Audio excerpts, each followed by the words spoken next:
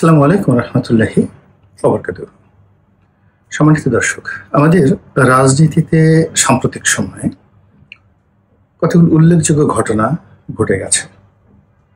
গোপালগঞ্জে এনসিপির সমাবেশকে কেন্দ্র করে সেখানে প্রায় যুদ্ধ অবস্থা, এবং এনসিপির নেতৃবৃন্দ গোপালগঞ্জে গিয়ে যে বিরূপ পরিস্থিতির মধ্যে পড়েছেন তার প্রেক্ষিতে তাদের যে পরবর্তী অনুষ্ঠানগুলো, বিশেষ করে কক্সবাজারে অপ্রীতিকর যে ঘটনা শুরু হলো, এটা কোন পর্যায়ে গিয়ে থামে বলা যাচ্ছে না। ইতিমধ্যে গোপালগঞ্জের ঘটনাকে কেন্দ্র করে এনসিপি নেতাদের একটি যে কথাবার্তার অডিও রেকর্ড ভাইরাল হয়ে পড়েছে, এবং গোপালগঞ্জে সে যারা নিহত হয়েছেন তাদেরকে কারা খুন করলো বা গুলি করলো, তারা কিভাবে মরলো, তাদের রাজনৈতিক পরিচয় কি, এবং সেখানে এখনো 144 ধারা বলবৎ রয়েছে। এর আগে তা এখানে কারফিউ ছিল, এবং সেই ঘটনাকে কেন্দ্র করে আওয়ামী লীগ হরতাল দেখেছে, এবং হরতালকে সফল করার জন্য সেই পুরনো নিয়ম অনুযায়ী বেশ কয়েকটি বাস তারা আগুন ধরিয়ে দিয়েছে, বা কে বা কারা আগুন ধরিয়ে দিয়েছে, এবং এর প্রেক্ষিতে অনেক জায়গাতে বিচ্ছিন্নভাবে হরতাল পালিত হয়েছে, আবার অনেক জায়গাতে হরতালের ন্যূনতম নামগন্ধ পর্যন্ত নেই। এটি হলো বাস্তবতা। হরতালকে উপলক্ষ করে নিষিদ্ধ ঘোষিত ছাত্রলীগ, তারপরে যুবলীগ এবং অন্যান্য অঙ্গ সংগঠন তারা সারা বাংলাদেশে মিছিল করেছে, মিটিং করেছে, এবং আমাদের মতো যারা রাজনৈতিক বিশ্লেষক রয়েছেন, আলোচক রয়েছেন, রাজনীতিবিদরা রয়েছেন, তারা গত কয়েকদিনে বাংলাদেশে ঘটে যাওয়া ঘটনাপুঞ্জি নিয়ে যত আলোচনা করছেন, সব আলোচনায় ঘুরে ফিরে একটা কথা আওয়ামী লীগ, একটা কথা শেখ হাসিনা। তো শেখ হাসিনা, যারা আওয়ামী লীগের যারা লোকজন, তারা তাকে আপা ডাকেন, আর আওয়ামী লীগ যারা বিরোধী লোকজন রয়েছেন তারা এই আওয়ামী লীগ নেতাদের মুখে আপা আপা ডাক, এটাকে ঠাট্টা করে আপা ডাকেন। তাহলে আপা যে শব্দটি, এটির দুটো অর্থ রয়েছে বাংলাদেশে। একটা হলো সম্মান এবং মর্যাদা, ভালোবাসা, আনুগত্যের একটা প্রতীক, যেটা আওয়ামী লীগের নেতাকর্মীরা তাদের সভানেত্রীর প্রতি প্রদর্শন করেন। আর দ্বিতীয়ত, আওয়ামী বিরোধী শক্তি যারা আছে তারা ঠাট্টা করে বলেন, ওই যে তোদের আপা, তোদের ছেড়ে চলে গেছে, তোরা সবাই মরে যাচ্ছিস, মামলা খাচ্ছিস, মোকদ্দমা খাচ্ছিস, লাথি গুঁতো, তোদের জীবন তছনছ হয়ে যাচ্ছে, আর আপা ওখানে গিয়ে রাজনৈতিক মেহমান হয়ে সেই রাজার হালে রাজস্বিক ভোগবিলাস তিনি করছেন, আর ওখানে বসে বসে মাঝে মাঝে বক্তৃতা দিয়ে, বিবৃতি দিয়ে, কথা বলে তোদের জীবনকে একেবারে শেষ করে দিয়েছে। আর কতকাল তোরা আপার আশায় থাকবি? আপা আর আসবে না, আপা আর বাংলাদেশে কোনোদিন আসবে না, সম্ভব না। এখন আপা বাংলাদেশে আসবেন নাকি আসবেন না, এটি নিয়ে আলোচনা করব। আর দ্বিতীয়ত, আপার যে দল, যে দলের তিনি সভানেত্রী, আওয়ামী লীগ, সে আওয়ামী লীগ বাংলাদেশের রাজনীতিতে থাকবে কি থাকবে না, এটি নিয়ে আলোচনা করব। এই বিষয়গুলো বোঝার জন্য গত কয়েকদিনে আপনি যদি রাজনীতির মেরুকরণ দেখেন, সেখানে স্পষ্টভাবে দেখবেন যে বাংলাদেশের ধর্মীয় যে সংগঠনগুলো রয়েছে, মোরালেস সবাই একটি ছাতার তলে ঐক্যবদ্ধ হয়ে গেছে। দু একটি রাজনৈতিক দল বিচ্ছিন্নভাবে আলাদা আছে, কেউ কেউ বিএনপির সঙ্গে সম্পর্ক বজায় রাখছে, কিন্তু তলে তলে সবাই জামাতের নেতৃত্বে মোটামুটি ঐক্যবদ্ধ হয়ে গেছে। এবং পুরো এই যে ইসলামিক ফোর্স বা শক্তিটি, তাদের মধ্যমণি হয়ে নয়, ঠিক একেবারে সম্মুখ সারিতে, যাকে বলা হয় একটা গাড়ির সামনে যে ইঞ্জিন থাকে, সেই ইঞ্জিন রূপে, বা একটা গাড়ির সামনে যেভাবে ঘোড়া থাকে, ঠিক সেইভাবে হর্স পাওয়ার রূপে বা ইঞ্জিন পাওয়ার রূপে এনসিপির যে তরুণ নেতৃবৃন্দ, তারা সারা বাংলাদেশ চষে বেড়াচ্ছে, এবং তাদের যে অনুষ্ঠানগুলো হচ্ছে বিভিন্ন জায়গাতে, গোপালগঞ্জের বিচ্ছিন্ন ঘটনা আর কক্সবাজারের ঘটনা বাদ দিলে সব জায়গাতে আপনারা দেখতে পাবেন যে গত 11 মাসে যে সফলতা তারা দেখাতে পারেনি, সেই সফলতা তারা দেখাচ্ছে। অর্থাৎ সেখানে লোকজন হুমড়ি খেয়ে পড়ছে, আর ছাত্রনেতারা সেখানে খুবই বলিষ্ঠ ভাষায় কথা বলছে, বিএনপিকে সমালোচনা করছে, আওয়ামী লীগ অর্থাৎ ফ্যাসিবাদ তাদের 14 গোষ্ঠী ধুয়ে দিচ্ছে। এর মধ্যে যে কথা শোনা যাচ্ছিল যে সেনাবাহিনীর সঙ্গে ডক্টর মোহাম্মদ ইউনূসের যে দূরত্ব, সেই দূরত্ব বাড়ছে, কিন্তু সম্প্রতি দেখা গেল যে ডক্টর মোহাম্মদ ইউনূস ক্যান্টনমেন্টে গিয়েছেন এবং একটি অনুষ্ঠানে সেনাবাহিনীর ঊর্ধ্বতন কর্মকর্তাদের সঙ্গে তিনি বৈঠক করেছেন বা ছবি তুলেছেন।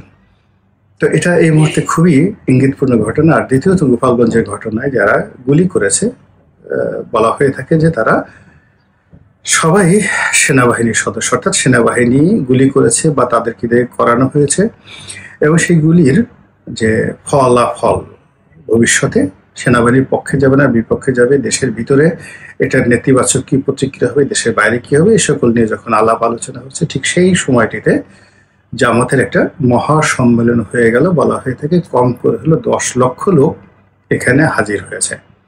তো জামাতের এখানে 10 লক্ষ লোক হাজির হয়েছে। এর আগে যারা করেছিলেন, অর্থাৎ খুব একেবারে অলানে ছাড়েন, তারা একটি সমাবেশ আয়োজন করেছিলেন চরমনায়ের পীর সাহেব, তাদের অনুষ্ঠান অনেক বড় হয়েছিল, 5-6 লাখ লোক তো হবেই, সেখানে একদম কানায় কানায় পূর্ণ হয়ে গিয়েছিল। এবং এই দুটো অনুষ্ঠানই ইসলামী দলগুলো এবং অন্যান্য ছোট ছোট যে রাজনৈতিক দলগুলো রয়েছে তারা সেখানে অংশগ্রহণ করেছেন। তাহলে আপনি দেখুন যে একদিকে বিএনপি তাদের 30% ভোট সম্পূর্ণ একা হয়ে আছে, আর অন্যদিকে জামাত এবং অন্যান্য যে লোকগুলো তারা সাধারণ মানুষের ভোটকে একত্রিত করে সরকারের উপর একটা চাপ প্রয়োগ করার জন্য নির্বাচনের মাঠে অনেকগুলো প্রশ্ন তারা তৈরি করে ফেলেছে।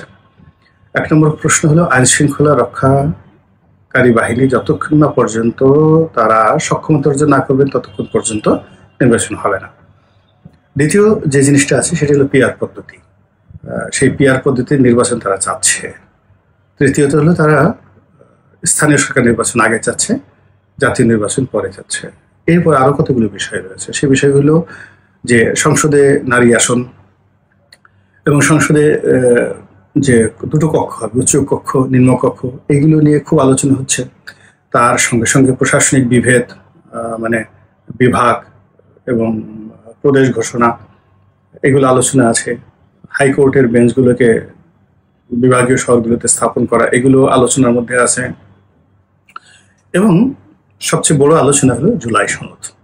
এই জুলাই মাসের মধ্যেই জুলাই সনদ ঘোষণা করার জন্য সর্বোচ্চ চেষ্টা করা হবে, এবং জুলাই সনদ সঙ্গত কারণে এই সরকারকে এম্পাওয়ার্ড করবে, এনসিপিকে এম্পাওয়ার্ড করবে, এবং সমস্ত ক্ষমতা তাদের হাতে কুক্ষিগত হবে, এবং তাদের যত কর্মকাণ্ড আজকে পর্যন্ত রয়েছে সেগুলোতে ইমিউনিটি দেওয়া হবে।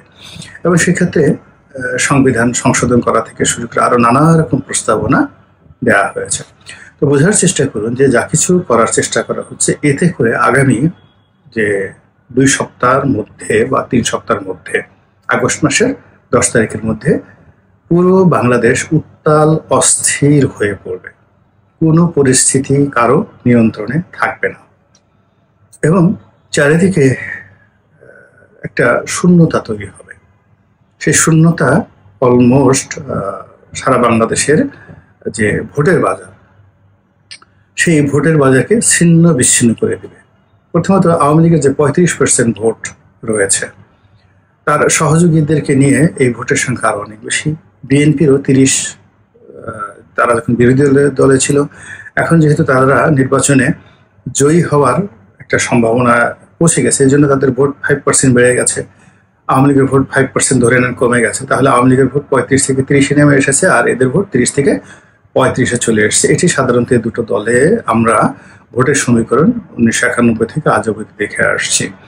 তো এর সঙ্গে তাদের সহযোগীদের ভোট এবং অন্যান্য যা কিছু আছে, সব ভোটগুলো সব এলোমেলো হয়ে গেছে, মানে বিএনপি এবং আওয়ামী লীগের ভোটগুলো এলোমেলো হয়ে গেছে। আর সেই এলোমেলো ভোটগুলো কুড়ানোর জন্য ইসলামী দলগুলো চেষ্টা করছে, এবং তাদের সেই চেষ্টাটা আসলে ভোটের জন্য নয়, তাদের সেই চেষ্টাটা ভোট পিছিয়ে দেওয়ার জন্য, তাদের সেই চেষ্টাটা বিএনপিকে ক্ষমতা থেকে যতটা সম্ভব দূরে রাখা, এবং কোনো কারণে যদি নির্বাচন হয়ে যায় সেক্ষেত্রে বিএনপি যেন কোনো অবস্থাতেই প্রধান রাজনৈতিক শক্তি একক সংখ্যাগরিষ্ঠতা নিয়ে সংসদে সেই প্রাচীন পদ্ধতি নিয়ে তারা স্বৈরাচারী শাসন ব্যবস্থা অতীতের মতো প্রতিষ্ঠা করতে না পারে, এইরকম প্রচার এবং প্রপাগান্ডা চালিয়ে সারা বাংলাদেশ তছনছ করে ছেড়ে দিচ্ছে। এবং এরকম যখন একটা ভ্যাকুয়াম তৈরি হয়, সেই ভ্যাকুয়ামের মধ্যে আওয়ামী লীগের ফিরে আসার যথেষ্ট আতঙ্ক থাকে। সেক্ষেত্রে আওয়ামী লীগের রাজনীতিতে পুনর্বাসিত হওয়ার যথেষ্ট সুযোগ থাকে এবং এরকম একটা পরিস্থিতি যদি তৈরি হয়ে যায় তাহলে সেক্ষেত্রে আওয়ামী লীগকে স্পেস করে দেওয়ার জন্য দেশের যে কোনো এই যে দুটো পরস্পরের বিরুদ্ধে রাজনৈতিক শক্তি রয়েছে তারা যে কোনো একটি গ্রুপ অগ্রগামী হয়ে আওয়ামী লীগকে সামনে নিয়ে আসতে পারে, এটাই একেবারে স্বাভাবিক। This is one. Second thing হলো আপা আসবেন কি আসবেন না। যদি স্বাভাবিক নিয়ম ধরেন আপা আসার কোনো সম্ভাবনা নেই। যদি সুন্দর একটা নির্বাচন হয়, বিএনপি যদি ক্ষমতায় আসে, তারপর অন্যান্য রাজনৈতিক দলগুলো তারা যদি সংসদে কার্যকর থাকে, সেক্ষেত্রে নিয়মতান্ত্রিক পদ্ধতিতে আওয়ামী লীগের সভানেত্রী হিসেবে তার বাংলাদেশের প্রত্যাবর্তন একেবারে অসম্ভব একটা বিষয়। দ্বিতীয়ত, যদি বিএনপি 5 বছর ক্ষমতায় থাকে তাহলে শেখ হাসিনার বয়স 85 বছর হয়ে যাবে এবং তার যে শারীরিক অবস্থা এবং তার যে মানসিক অবস্থা সেটি বর্তমানে যিনি বেগম জিয়া আছেন তার সাথে আরো খারাপ অবস্থা হবেন এবং তাকেও হুইল চেয়ারে করে ঘোরাফেরা করা লাগতে পারে। কাজেই তার ফিরে আসার সম্ভাবনা যদি স্বাভাবিক প্রক্রিয়া থাকে তাহলে অসম্ভব একটা বিষয়। কিন্তু যদি অস্বাভাবিক কিছু ঘটে এবং যেহেতু অস্থির উত্তপ্ত রাজনৈতিক মাঠ, এখানে অস্বাভাবিক সবকিছু ঘটার জন্য সকল পক্ষ প্রস্তুত হয়ে আছে।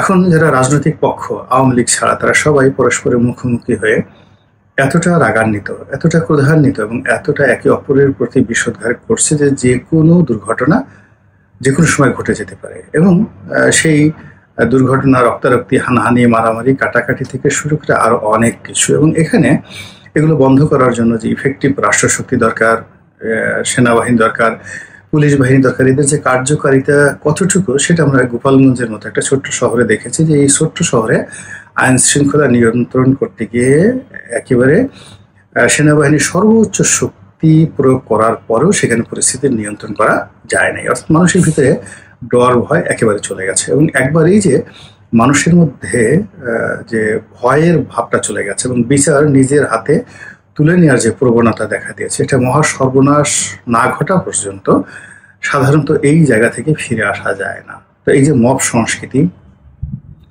তারপরে একে অপরের চরিত্র হরণ, একে অপরকে ছোট করা, একে অপরকে তুচ্ছ-তাচ্ছিল্য করা, একে অপরকে চ্যালেঞ্জ জানানো এবং এখানে ভেদাভেদ নেই।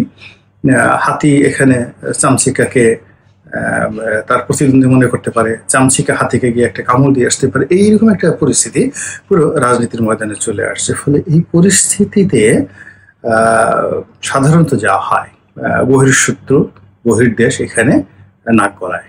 অতীতে সবসময় আমরা এটা দেখেছি, আমাদের মহান মুক্তিযুদ্ধেও আমরা এটা দেখেছি যে আমরা যখন নিজেরা এরকম একটা অবস্থার মধ্যে চলে আসি তখন বহির্শত্রু বা বহির্দেশ বা বন্ধু দেশ এখানে নাক গলায়। তো সেক্ষেত্রে যদি ভারত পাকিস্তান নাক গলানোর চেষ্টা করে, চীন নাক গলানোর চেষ্টা করে, আমেরিকা নাক গলানোর চেষ্টা করে, পুরো জমিনটি একটা উত্তপ্ত গলিত লাভার ভূমিতে পরিণত হবে এবং সেখানে কারা টিকে থাকবে, কারা লাভার নিচে পড়বে, কারা কি করবে এটা এই মুহূর্তে বলা যাচ্ছে না।